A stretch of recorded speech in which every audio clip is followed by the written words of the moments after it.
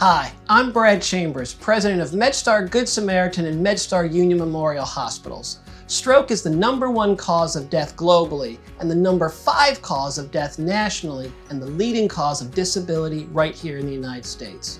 MedStar Health is proud to team up with the American Stroke Association, a subsidiary of the American Heart Association, to prevent, treat, and beat stroke by funding innovative research, fighting for stronger health policies, and providing life-saving tools and educational information. I'm here today with Dr. George Bittar, Regional Medical Director of Ambulatory Cardiology for MedStar Health in Baltimore. George is going to take my blood pressure and check to ensure that I'm taking the necessary steps to ensure a healthy lifestyle. Thanks, Brad.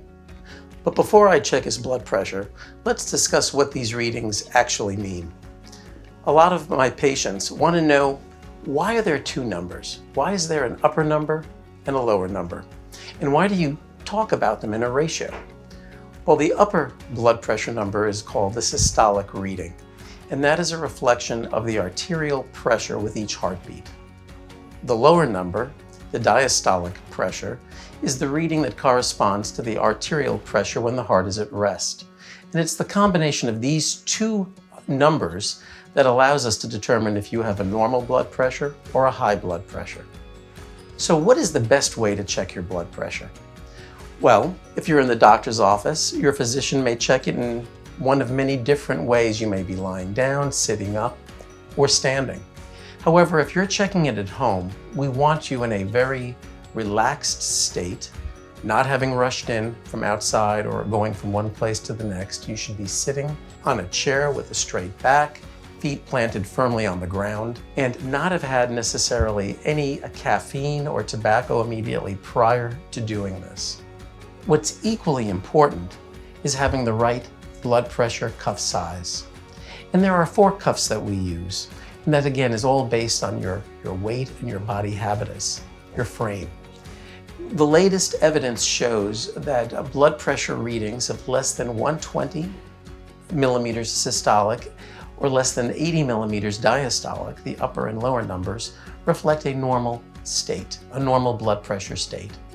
If your blood pressure is between 120 millimeters and 129 millimeters systolic and approximately 80 millimeters diastolic, that is mildly elevated by today's criteria. If you're 130 to 139 millimeters systolic with a diastolic reading of greater than 90 millimeters, we consider that stage 1 hypertension. Above 140 millimeters systolic and greater than 90 millimeters diastolic is considered stage 2 hypertension. And if your blood pressure readings are greater than 180 millimeters systolic and greater than 120 millimeters diastolic, that is something we would call hypertensive urgency or emergency based on whether or not you're having symptoms. And truthfully, you should be contacting your physician to discuss next plans if you get readings such as that.